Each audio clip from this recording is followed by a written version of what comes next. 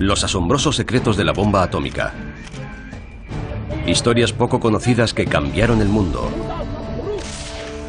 Los físicos que pasaron los secretos nucleares estadounidenses a la Unión Soviética y luego a China.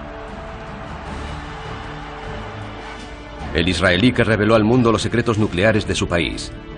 Lo cerca que estuvo la crisis de los misiles de Cuba de una guerra total. Y cómo un aliado fundamental de Norteamérica en la guerra contra el terrorismo vendió tecnología nuclear a Irán.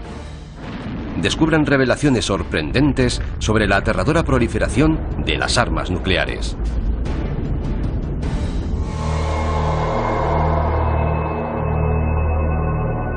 La historia secreta de la bomba atómica.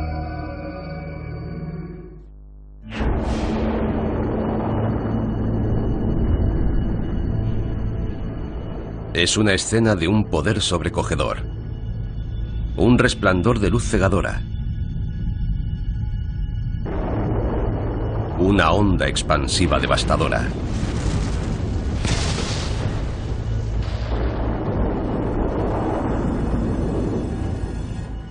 Y una nube en forma de champiñón, hermosa y aterradora a la vez.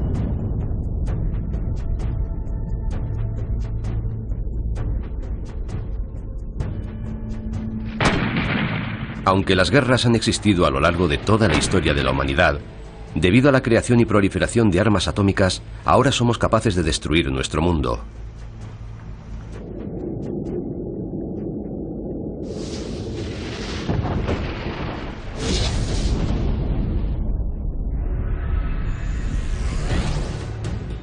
En la actualidad, 9 países poseen este poder aterrador. Los miembros originales del Club Nuclear, Estados Unidos, Rusia, China, Gran Bretaña y Francia, más la India, Pakistán, Israel y ahora Corea del Norte.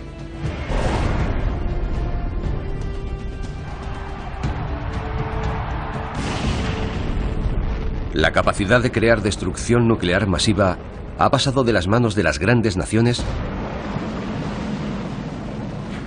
a las de los países pequeños, los grupos e incluso personas individuales.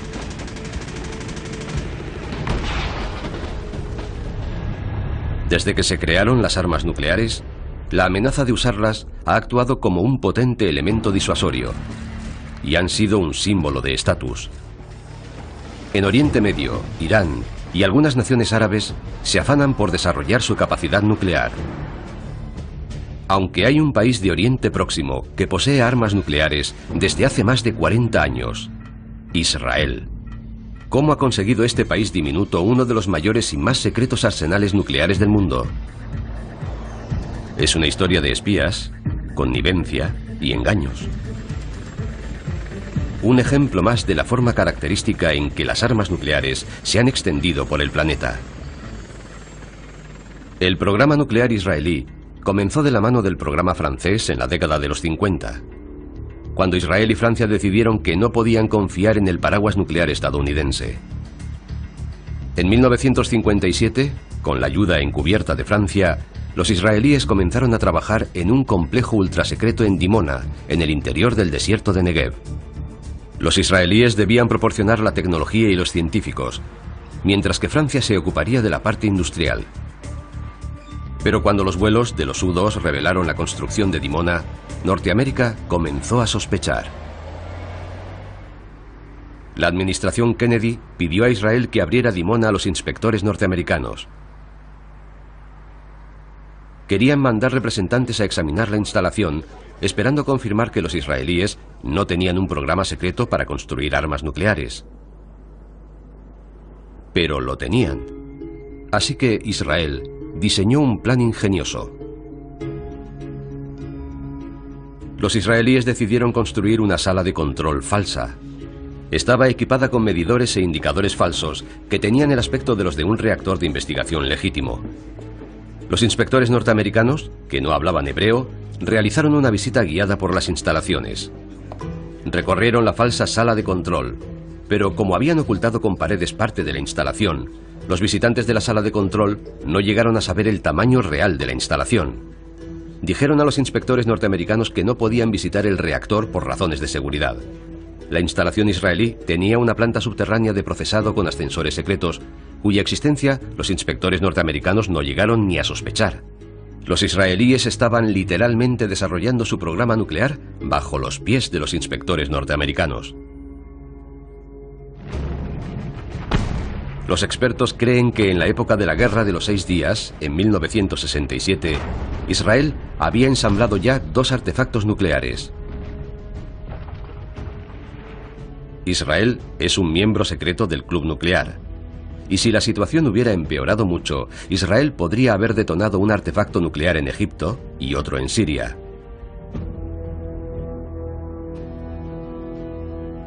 Israel nunca ha admitido poseer armas nucleares, ni ha firmado el Tratado de No Proliferación de Armas Nucleares, alegando sus necesidades especiales de seguridad. Aunque Israel tiene un arsenal nuclear, opina que no puede permitir que los países árabes lo tengan. El 7 de junio de 1981 se lo dijeron de forma tajante a Saddam Hussein. Saddam Hussein consolidó su poder en Irak durante la década de los 70. Estaba decidido a tener armas nucleares. A finales de la década se asoció con Francia para construir un reactor nuclear para producir plutonio para aplicaciones militares. El reactor se encuentra en Osirak, cerca de Bagdad. Irónicamente lo construyeron los franceses, que habían ayudado a Israel a construir el reactor de Dimona. En 1981 Israel se enteró de que Osirak estaba a punto de ser operativo.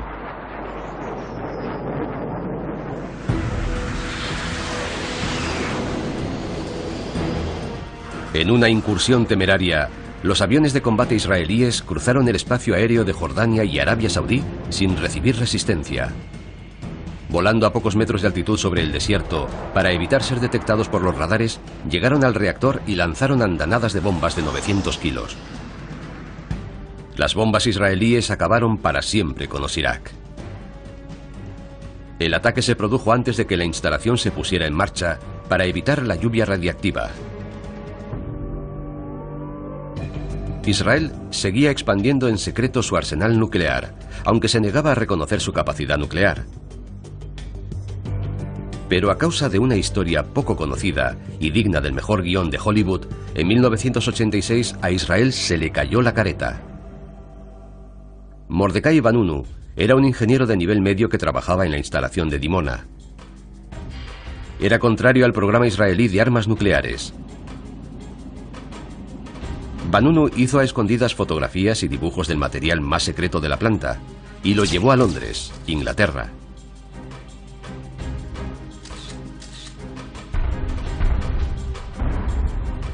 Vanunu intentó vender su historia al Sunday Times. Estaban impresionados, pero antes de publicarlo tenían que verificar los datos. Mientras esperaba el visto bueno del periódico, Vanunu se dedicó a recorrer Londres. Pero Vanunu no estaba solo. Los agentes israelíes lo habían seguido. Entabló una conversación con una mujer atractiva.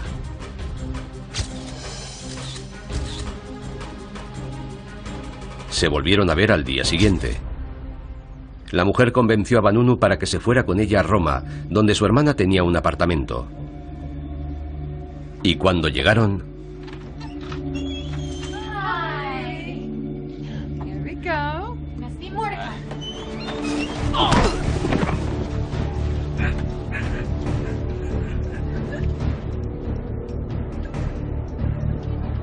Una semana más tarde, Vanunu estaba en Israel, en el cuartel general del Mossad, acusado de traición. En Londres, sus revelaciones no tardaron en aparecer en primera página. Lo que publicó el Sunday Times fue un golpe político devastador para los israelíes, porque les dejaba en evidencia. Además de tener bombas A, por las fotos quedaba claro que estaban trabajando en bombas termonucleares, en bombas de neutrones, en todo tipo de cosas. En diciembre de 1986, Vanunu fue juzgado por traición. Fue condenado a 18 años de prisión, 12 de ellos en régimen de aislamiento. En la actualidad, un enfrentamiento entre Israel y sus vecinos podría provocar un holocausto nuclear. Irán, por las declaraciones de su gobierno y sus vínculos pasados con actividades terroristas, no es el tipo de país que te gustaría que tuviera armas nucleares, pese a lo que se diga sobre su capacidad disuasoria. Es sin duda motivo de gran preocupación. En otro lugar, los talibán tienen la vista puesta en el frágil arsenal nuclear de Pakistán. Pakistán tiene más de 1 tonelada de material explosivo nuclear, principalmente uranio altamente enriquecido, o uranio para uso militar. Y tiene plutonio. Tiene armas nucleares e instalaciones para fabricarlas. En Extremo Oriente, Corea del Norte prueba armas nucleares. Corea del Norte es en la actualidad una potencia nuclear. Eso hace que sea mucho más peligrosa y más difícil negociar con ella. Hace que sea más improbable que esté dispuesta a aceptar las condiciones que al resto del mundo le parecen adecuadas. Puede que el mundo esté más cerca que nunca de un ataque nuclear. ¿Cómo hemos llegado hasta aquí? ¿Cómo se han extendido por el mundo estas armas aterradoras? El camino hacia el Armagedón comenzó en vísperas de la Segunda Guerra Mundial, cuando la Alemania nazi y Estados Unidos competían por desarrollar la primera bomba. Y el destino de la humanidad estaba en la balanza. En 1933, el físico húngaro Leo Szilard previó una reacción nuclear en cadena que se podía utilizar para producir energía o para crear bombas atómicas. La teoría de Szilard inspiró a físicos de todo el mundo. En 1938, 2 químicos alemanes bombardearon una solución de uranio con neutrones para comprobar si había cambios químicos. Y se llevaron una sorpresa enorme. Ocurrió algo inesperado. Había elementos en la solución que no deberían estar allí.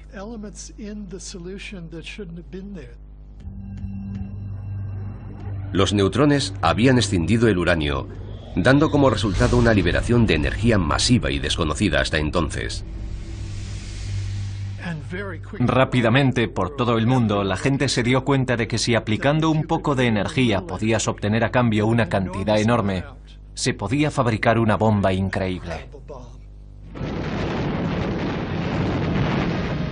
Menos de 2 años después de aquel descubrimiento, estalló en Europa la Segunda Guerra Mundial. Los combatientes sabían que la capacidad de fabricar una bomba atómica podía significar la diferencia entre la victoria absoluta y la derrota. En Norteamérica, en una ubicación remota en el campo, el Proyecto Manhattan, un programa ultrasecreto, competía con Alemania y Japón por ser los primeros en construir la bomba.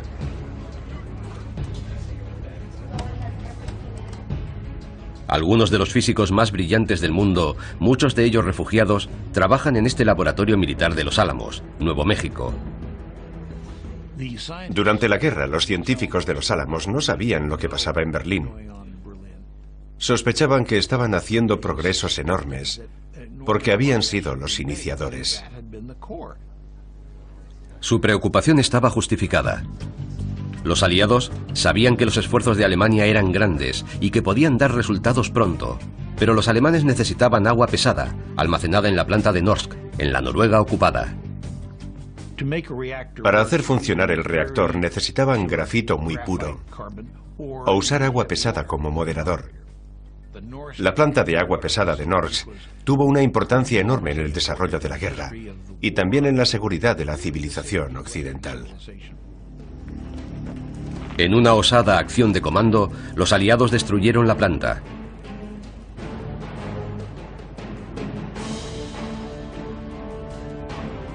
Cuando los alemanes intentaron llevar a Alemania el agua pesada que quedaba, el suministro que quedaba iba a bordo de un ferry cruzando un fiordo. Volaron el ferry, pese a que había ciudadanos noruegos que murieron en el ataque. Era de enorme importancia que aquel material no llegara a Alemania.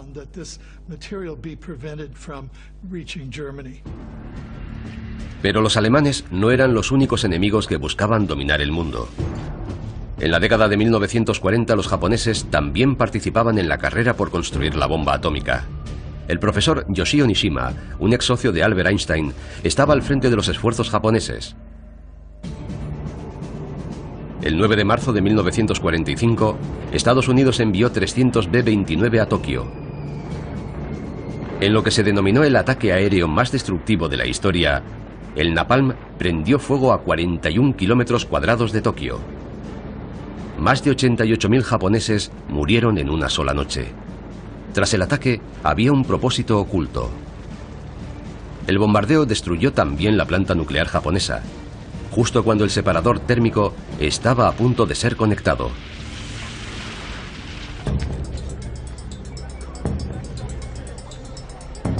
A los japoneses les quedaba una esperanza.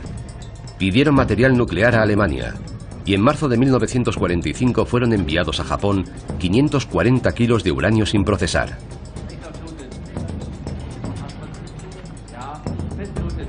Pero en el trayecto informaron al submarino de que Alemania se había rendido. Salió a la superficie y las fuerzas norteamericanas se hicieron cargo de él. Se ocultó el hecho de que transportaba media tonelada de óxido de uranio. La esperanza de Japón en ser los primeros en desarrollar la bomba había desaparecido. 2 meses más tarde, en Los Álamos, Nuevo México, al cabo de un año de tremendos esfuerzos, los científicos del proyecto norteamericano Manhattan estaban por fin preparados para probar un artefacto al que llamaban el artilugio.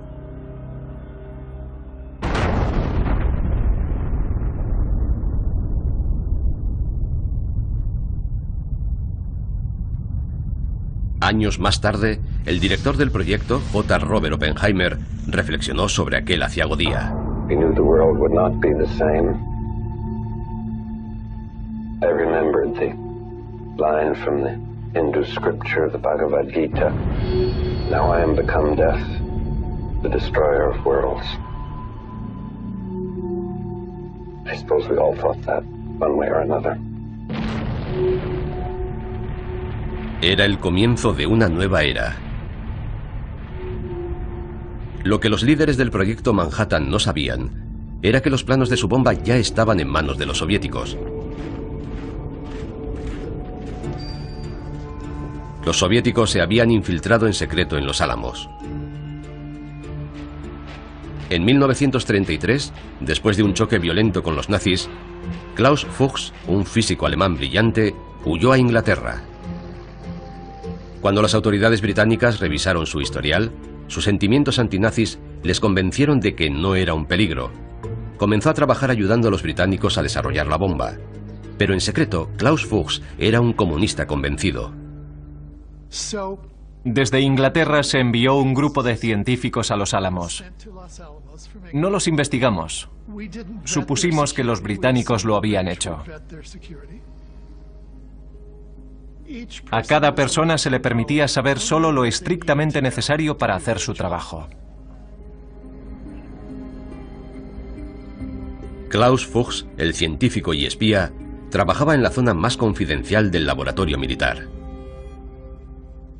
Oppenheimer dijo más tarde que si Los Álamos hubiera estado infinitamente compartimentado, Fuchs habría estado en el compartimento más interno, porque trabajaba en la implosión, en el corazón del diseño de la bomba, el lugar donde se concentraban los esfuerzos para hacer que el plutonio resultara útil en un arma nuclear. En agosto de 1945, la bomba atómica que Klaus Fuchs había ayudado a desarrollar fue arrojada sobre Hiroshima y luego sobre Nagasaki.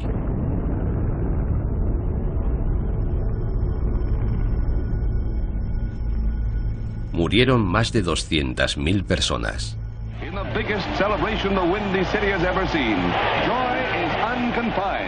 La guerra por fin había acabado. Pero sin que los Estados Unidos lo supieran, 2 meses antes, Klaus Fuchs proporcionó a su correo soviético un plano detallado de la bomba de plutonio, en el que se incluían los componentes, dimensiones y sus estratos internos y externos.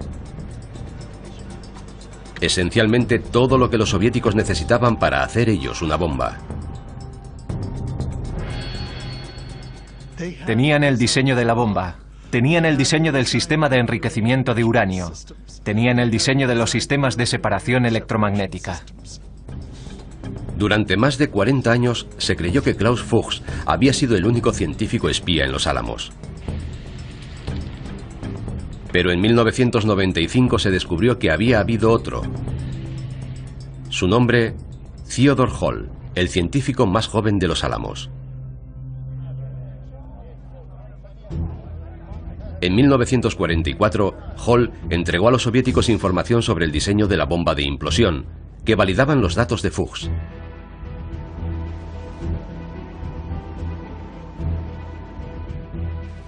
Su contacto eran los comunistas norteamericanos Morris y Lona Cohen. Morris y Lona Cohen trabajaban como correos.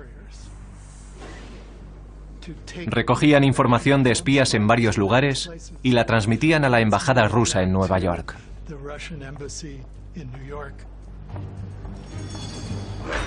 En 1945, Hall dio a Lona Cohen los planos de la bomba que había explotado en Nagasaki.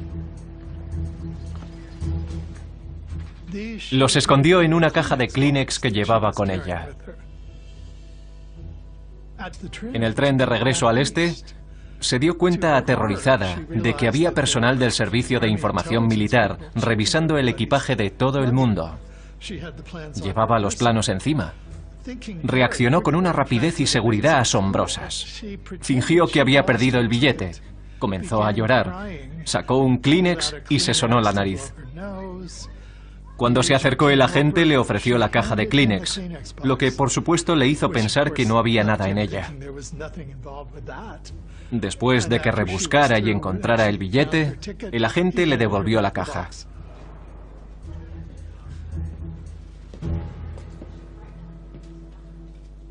Así se escribe la historia. Con el material proporcionado por Fuchs, Hall y otros espías, los soviéticos pudieron detonar su propia bomba atómica.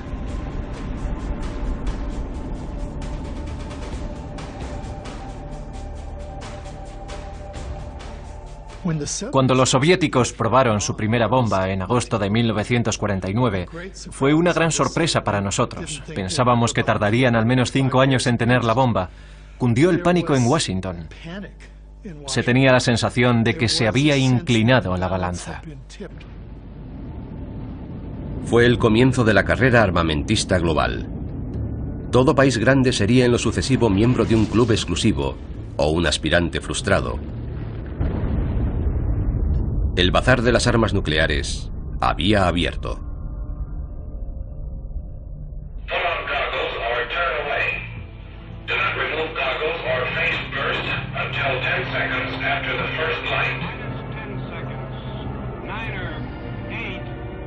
En la década de 1950, Norteamérica centró su trabajo en las bombas de hidrógeno, también conocidas como bombas termonucleares.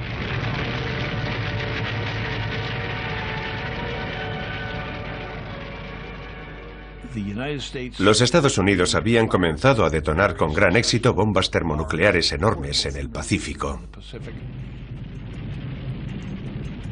Aquellas armas tremendas de destrucción masiva eran unas 1000 veces más potentes que la bomba atómica arrojada sobre Japón.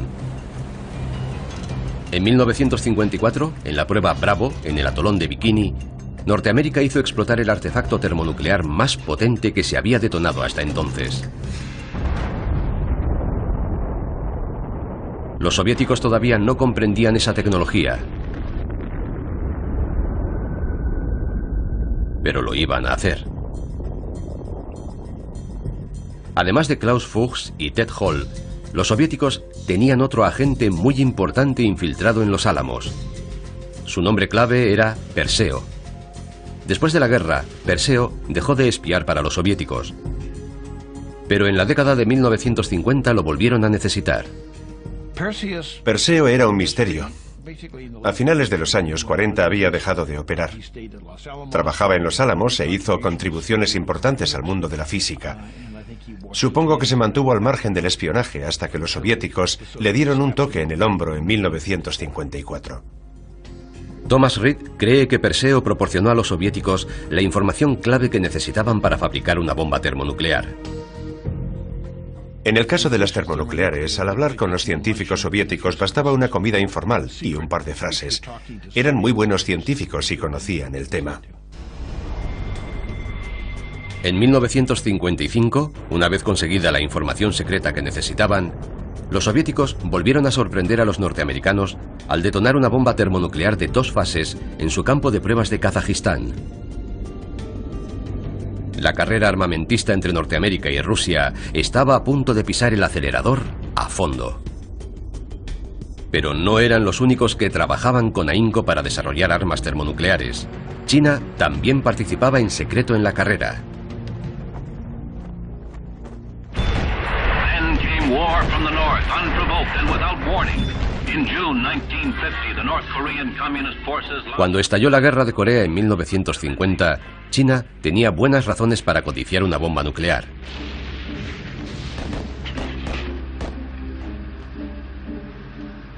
Cuando Mao Zedong envió tropas chinas a Corea, primero el presidente Truman y luego el presidente Eisenhower amenazaron a China con armas nucleares.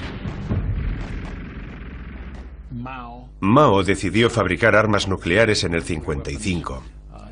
El primer paso fue dedicar años a reunir estudiantes licenciados, a enviar estudiantes chinos al extranjero, a enviar científicos chinos a las universidades estadounidenses y a hacerlos regresar luego a casa. Estaba construyendo una base sólida. Parte de esa base la había puesto previamente una físico norteamericana llamada Joan Hinton. Joan Hinton trabajaba en Los Álamos. Formaba parte integral del equipo de diseño nuclear. Estuvo en el Trinity Test. El Trinity Test preocupó y horrorizó a Hinton. Era comunista y creía que Occidente no debía tener el monopolio de esta nueva tecnología.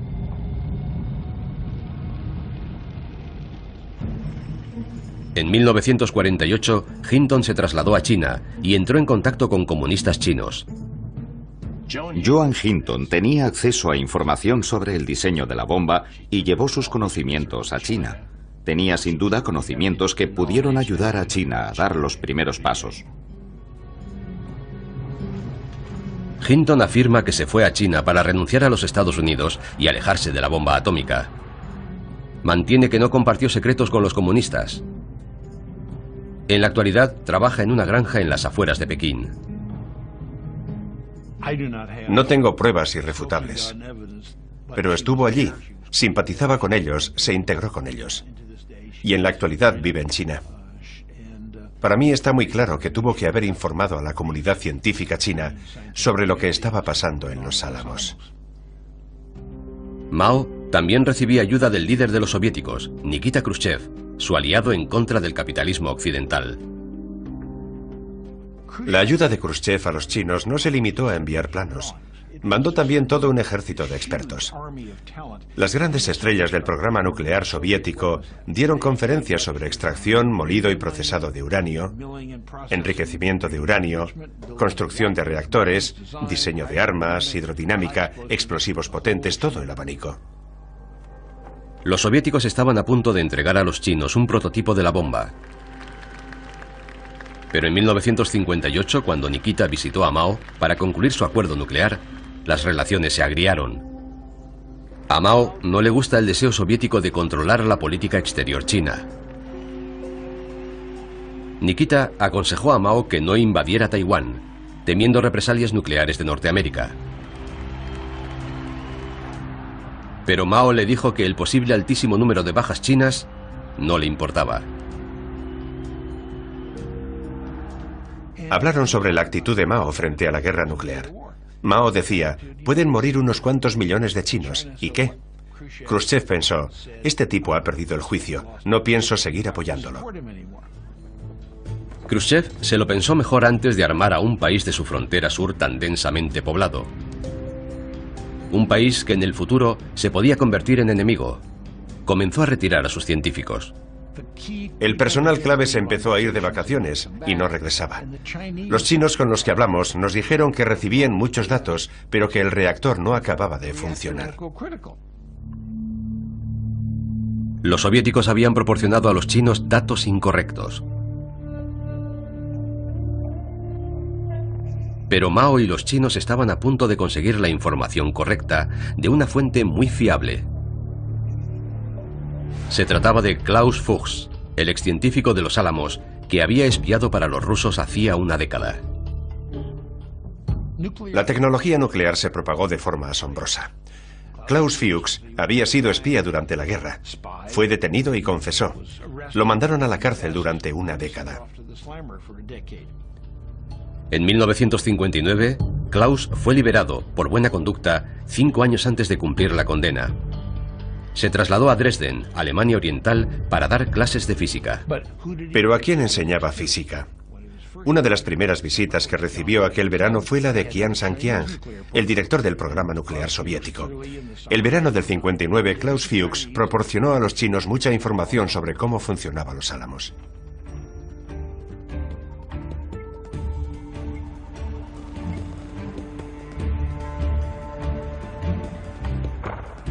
En 1964, después de conseguir los avances pertinentes, China hizo detonar su primer artefacto nuclear. En 1968 ya era una potencia termonuclear plena. China se había unido a un club exclusivo, cuyos miembros oficiales eran Estados Unidos, Rusia, Gran Bretaña y Francia. Pero había otras naciones que se querían unir al club de los 5 grandes con la esperanza de conseguir respeto en la escena mundial. 2 de ellos eran enemigos mortales entre sí, la India y Pakistán. En 1971, cuando estalló la guerra civil en Pakistán, la India entró en el conflicto e infligió a Pakistán una derrota humillante. La guerra empujó a un patriota pakistaní a buscar venganza. Su nombre, A.Q. Khan. Khan era metalúrgico, experto en la fabricación de centrifugadoras, cilindros que se utilizan para enriquecer el uranio para su uso en armas nucleares.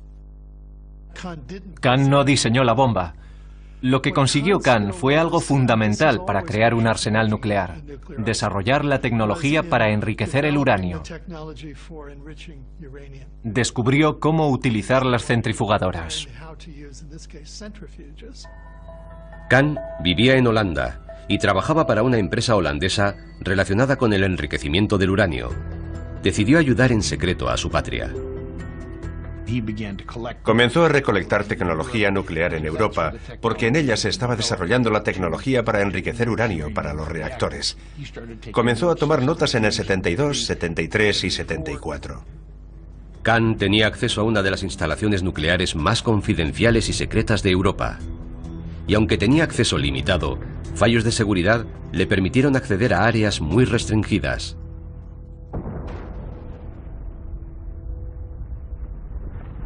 En mayo de 1974, Pakistán y el mundo se quedaban asombrados cuando la India hace detonar Buda Sonriente, su primera bomba nuclear. La India envió un mensaje amenazador a su vecino, haciendo explotar la bomba cerca de la frontera con Pakistán.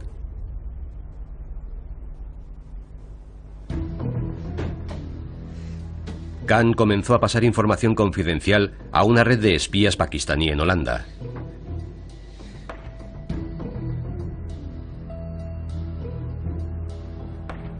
En otoño de 1974, Khan pasó 16 días en una planta nuclear ultrasecreta.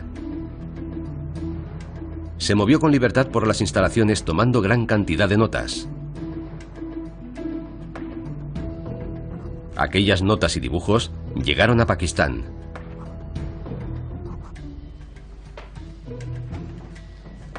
Por aquella época los holandeses habían empezado a sospechar de Khan. Pero cuando le fueron a detener, la CIA se lo impidió. Querían seguir sus actividades y a sus socios. En diciembre de 1975, Khan voló a Pakistán, llevando en su equipaje copias de planos secretos de centrifugadoras e información de contacto de más de 100 suministradores de componentes de armas nucleares.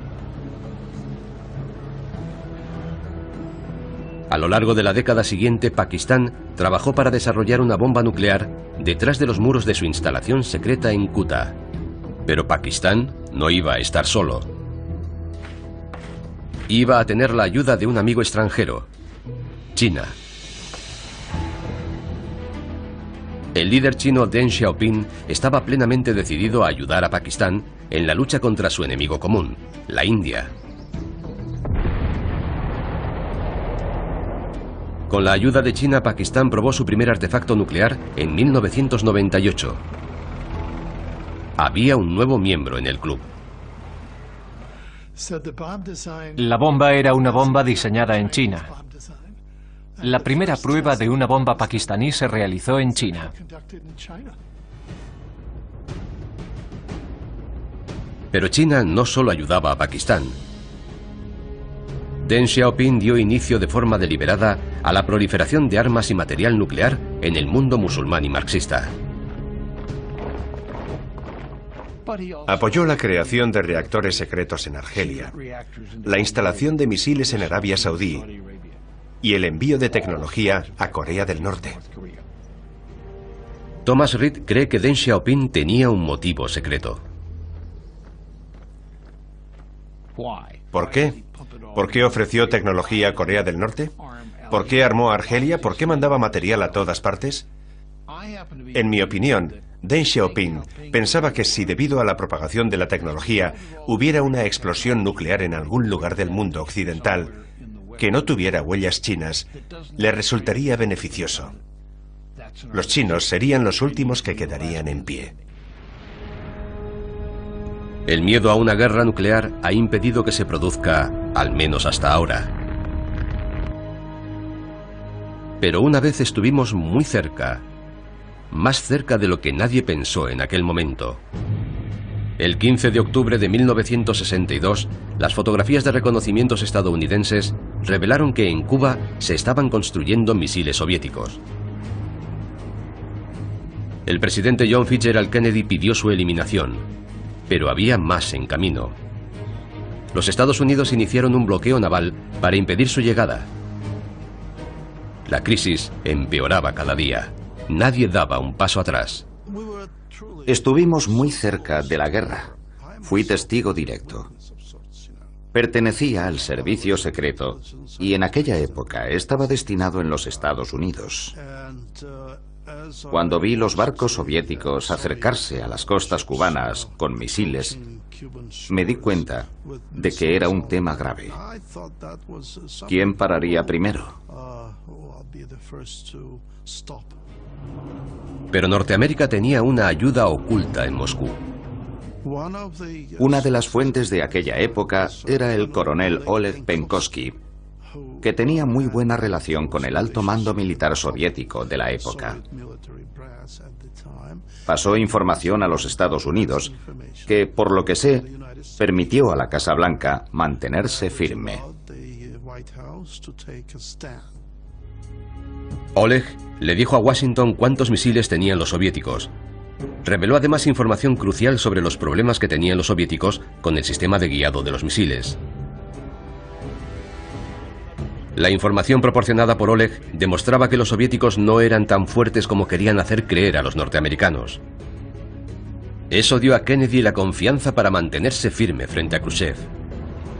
Pero sin que ninguno de los dos líderes lo supiera, durante la crisis ocurrió algo literalmente bajo la superficie. Una historia que no se hizo pública hasta 2002. Los norteamericanos no sabían que los submarinos que protegían a los barcos soviéticos iban equipados con armas nucleares. Había barcos de protección. Los cargueros que llevaban los misiles estaban escoltados por submarinos con armamento nuclear. Y estaban siendo seguidos sin que lo supieran por submarinos estadounidenses muy silenciosos, también dotados de armamento nuclear. Todos los capitanes tenían el dedo en el gatillo. Fue una situación peligrosa. Los submarinos soviéticos habían recibido orden de lanzar sus armas si las fuerzas norteamericanas los atacaban o los forzaban a salir a la superficie. Y durante los momentos más críticos de la situación eso fue exactamente lo que pasó. Las fuerzas de los Estados Unidos arrojaron cargas de profundidad pequeñas sobre los submarinos soviéticos para obligarlos a emerger para ser inspeccionados. El submarino B-59 fue uno de sus objetivos. El bombardeo duró varias horas. Descendió el nivel de oxígeno. La temperatura alcanzó los 50 grados. Los marineros se desmayaron. El comandante soviético ordenó armar los torpedos con cabeza nuclear. El jefe del submarino soviético consideró seriamente lanzar sus torpedos nucleares. Aquello podía haber dado lugar a una guerra nuclear total. Pero el comandante soviético del B-59 mantuvo la calma y ordenó que el submarino emergiera para ser inspeccionado. Al día siguiente acabó la crisis.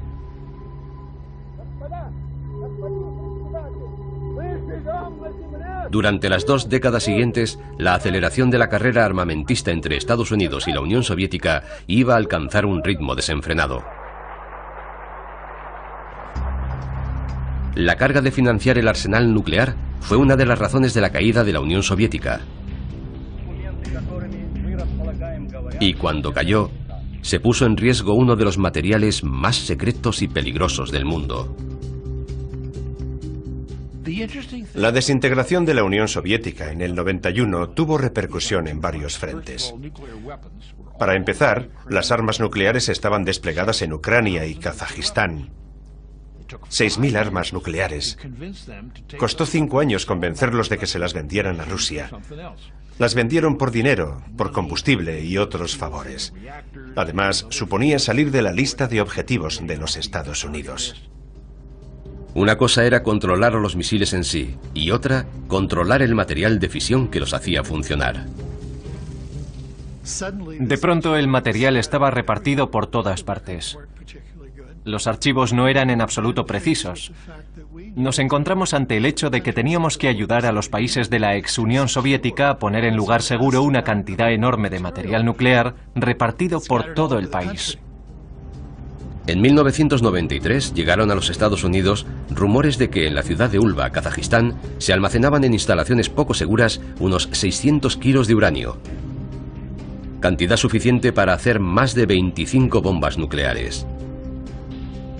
El presidente de Kazajistán y el presidente Clinton lanzaron el proyecto Zafiro. En una operación totalmente secreta, expertos del Departamento de Energía volaron a Kazajistán. Cargaron el material físil en aviones de carga y se lo llevaron a los Estados Unidos.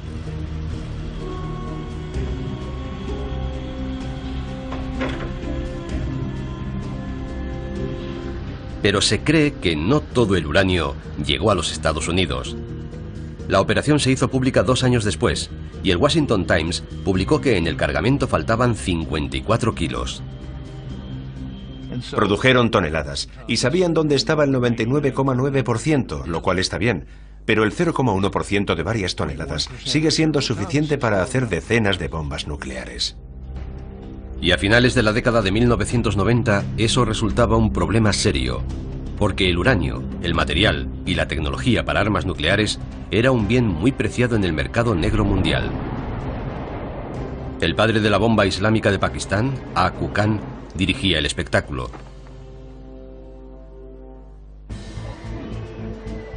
Khan volvió triunfalmente a Pakistán en 1975. Hacia mediados de la década de 1980, él y sus socios puede que hubieran ganado millones vendiendo armas nucleares, equipos y diseños. Se puede decir que abrió el supermercado nuclear, desde el que proporcionaba todo tipo de tecnología nuclear a países que los Estados Unidos preferirían que no la tuvieran, especialmente Libia, Irán y Corea del Norte. La red de Khan incluía a científicos, ingenieros y funcionarios dispuestos a vender los secretos de sus países al mejor postor.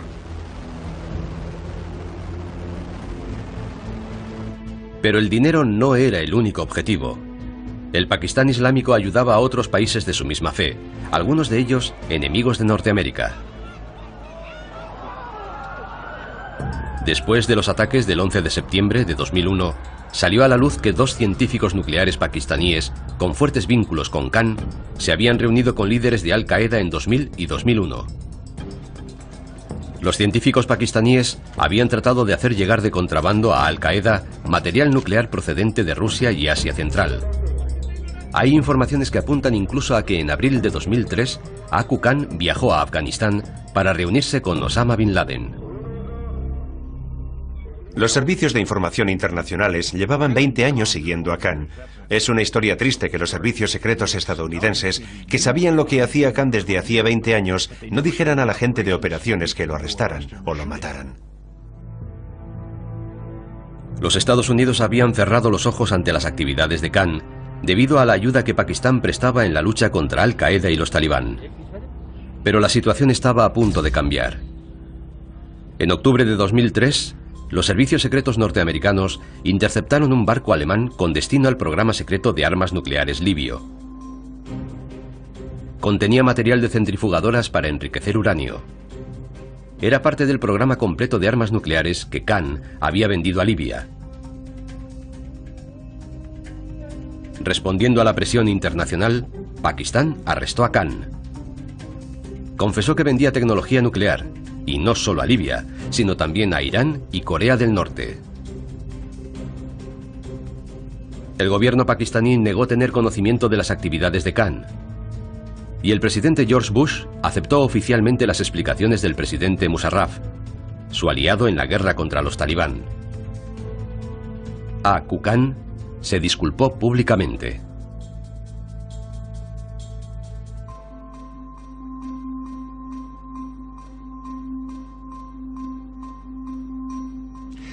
El arresto y confesión de Khan fue una representación teatral. Hicieron del señor Khan el chivo expiatorio.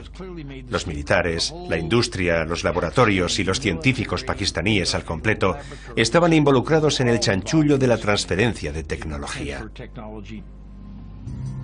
Con Khan como culpable, el gobierno militar de Pakistán no tenía que reconocer su complicidad en la transferencia hacia los países musulmanes por razones ideológicas y hacia los marxistas simplemente por dinero. El aliado más importante de Norteamérica en la lucha contra el terrorismo había estado vendiendo tecnología nuclear a terroristas islámicos. Aku Khan quedó bajo arresto en su mansión palaciega. Lo encerraron en un castillo lujoso donde pasó 4 o 5 años comiendo sándwiches de mantequilla de cacahuete sin que el Comité de Información de Estados Unidos tuviera acceso a él. No estaba detenido, estaba bajo custodia de protección, algo muy diferente. La CIA y otras agencias querían interrogar a Aku Khan en su confinamiento lujoso, pero el gobierno pakistaní rechazó las peticiones por razones evidentes. No tenían nada que ganar y sí mucho que perder si la CIA se enteraba de cuánto apoyo había recibido Khan del gobierno pakistaní. Khan fue perdonado en 2009, pero el daño ya estaba hecho. Algunas de las naciones más poderosas del mundo disponen ya, o pueden disponer en breve, de armamento nuclear. Los gobiernos, para ayudar a sus aliados, y los espías han hecho circular por todo el mundo los secretos de la bomba atómica. Durante más de 70 años, el mundo ha tenido que hacer frente al espectro siniestro de la destrucción por armas nucleares. Y ese miedo sigue con nosotros. Cuantos más países posean la bomba, mayor será la incertidumbre. Mientras haya armas nucleares en el mundo, alguien las querrá tener. Ese es el primer axioma, y el corolario es que tarde o temprano alguien las usará.